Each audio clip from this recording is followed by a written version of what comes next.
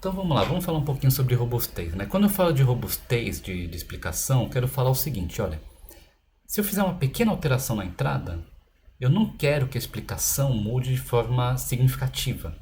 Se eu estou falando de importância de atributo, alterar um pouquinho o valor de um atributo não pode alterar muito a importância dele na predição.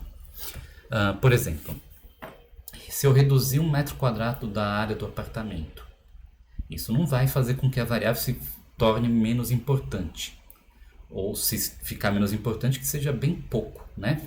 Aumentar 1 grau na temperatura não vai fazer com que ela fique muito mais importante como um processo de decisão.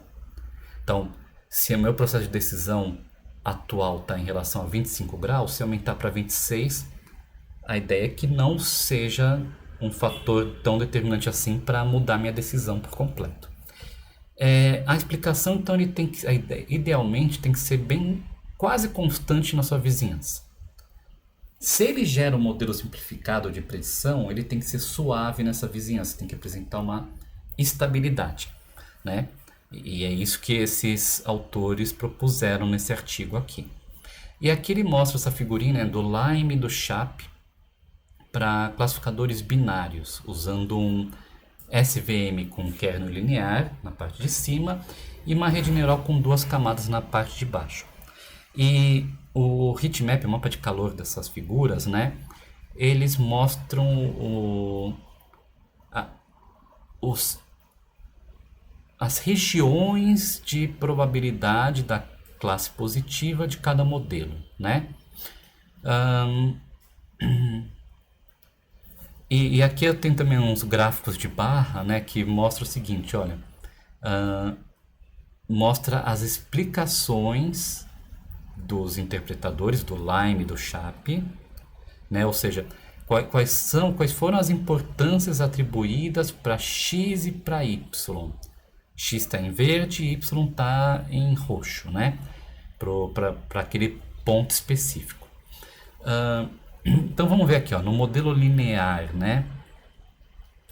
O que é importante a gente ver aqui? Pontos próximos. Então, esses 2 pontos que estão próximos, a importância continua a mesma. Continua a mesma aqui, e só vai alterar aqui. Que é o esperado no modelo linear, né? Ele tem uma importância constante para uma mesma classe. Então, se você olhar para todos os pontos da mesma classe, você vai ver que a importância é a mesma. Agora, no caso, né, que no caso da rede neural, vamos ver o que acontece aqui. Deixa eu ver 2 pontos próximos. Então, aqui, ó, 2 pontos próximos, ok, está quase constante também, quase constante. Eu alterei um pouquinho mais o ponto, já mudou a explicação por completo. Veja a diferença da explicação aqui. O roxinho, o y, tem um fator de importância positiva bem alto e depois, com uma pequena mudança no ponto, ficou com uma importância negativa bem alta, né? Então veja que com a rede neural a gente pode não ter essa estabilidade desejada na explicação. Então, qual que é a ideia? Dada a vizinhança de um ponto, então todo ponto, vizinhança de xi é todo ponto xj que tem uma distância epsilon de xi, né? Eu tenho isso daqui, né, que é a nossa função de custo, que é o seguinte: eu quero encontrar o xj dentro da minha vizinhança epsilon de xi, tá? Que maximize isso daqui, né? Isso aqui é a distância euclidiana. Então, distância euclidiana de f de xi para f de xj, né? Na verdade não é distância euclidiana, né? Aqui é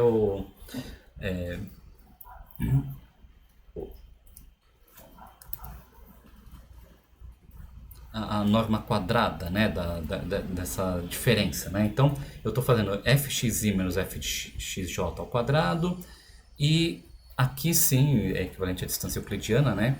A norma ao quadrado de xi menos xj, porque xi e xj é um vetor, né? E aqui é um escalar, né? Então, ou seja, quanto maior vamos ver aqui, olha, quanto maior a variação na predição, maior é o valor dessa função aqui. Quanto menor a distância entre dois pontos, maior é essa função aqui. Então ele quer encontrar um xj que faça o seguinte, que seja o mais próximo possível de xi e ao mesmo tempo cause uma variação muito grande nessa função de predição, explicação, né? Ou seja, qual que é o ponto mais que causa uma maior perturbação dentro da vizinhança de xi? E aí eu vou verificar se a robustez desse método, né? Com isso, eles avaliaram, através dessa função aqui de custo, né? Eles avaliaram em várias bases de dados, né? O método Lime e o método SHAP. Então a gente vê aqui que para a base Glass, Wine e Ionosphere, ele tem um custo muito elevado, ou seja, pouca estabilidade, pouca robustez, enquanto a base de leucemia tem uma explicação mais estável, né? Aqui ele pegou aquela base de dados das casas de Boston, né? Então tem um valor de entrada aqui com as suas explicações. Então tem aqui, né? 0.4062, blá blá blá blá blá blá. E a explicação é que NOx tem um valor alto positivo, RM tem um valor negativo com magnitude elevada, Age um pouquinho negativo e LSTAT tem um valor bem alto negativo, né? E aqui do lado, deixa eu ver, quase a mesma, deixa eu ver se é a mesma predição. É o mesmo ponto, provavelmente com outros.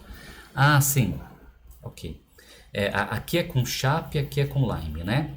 Então, o SHAP e o Lime a gente vê que eles não concordam entre si. Isso é ok porque não tem uma correspondência entre a explicação desses dois, a não ser que eu use um determinado kernel no Lime. E aqui sim, agora aqui eu faço uma pequena alteração em um ponto aqui, vamos ver. De 0,4 passou para 0,3. E só foi isso aqui, ó. Aqui passou para 3.1, 307.1. Então veja que foi uma mudança bem pequenininha desse ponto para esse, né? E ele encontrou a função de custo com valor 6.98. E veja, teve uma estabilidade na explicação, apenas o NOx que perdeu a sua importância. Mas perdeu, né? Então veja que tem uma certa sensibilidade nessa explicação que, olha, eu não alterei nada nesse atributo NOx e, no entanto, ele deixou de ter importância. No Lime, ele já encontrou um ponto de perturbação, né, também pequeno, né, 0,4 para 0,5. Vamos ver o que mais aqui, ó, 3,0 para 3,1, 7,80 para 7,9. Então também pequeno, mas com uma função de custo bem maior. E você vê que realmente a explicação mudou bastante, né? Aqui a gente tinha a maioria vermelha e passou a ter maioria azul. Então tem pontos ali que ele tem uma falta de robustez na explicação. O que por um lado é algo que é difícil você escapar se você está numa região de fronteira de decisão, quando você muda de uma classe para outra, né? E eu não sei se realmente os autores verificaram isso, né? E excluíram esses pontos que estavam na fronteira. Mas tem esse ponto sim. Então tem pontos que no caso o Lime tem uma falta de sensibilidade, né? E a gente tem que tomar cuidado com isso. Conclusão dos autores, então, os modelos de explicação agnósticos não são robustos a pequenas perturbações, o que é ruim. Modelos baseados em gradientes costumam ser um pouco melhores do que baseados em perturbações como o SHAP e Lime. Embora aqui no gráfico eles não tenham testado, né? Mas e fiquem abertos como definir modelos explicadores que são robustos. Se tem como eu colocar alguma regularização no SHAP e no Lime que aumentem essa robustez. Bom, então, na sequência eu vou falar de outra métrica e em seguida eu falo do uso de bases de dados artificiais para a gente conseguir medir a qualidade.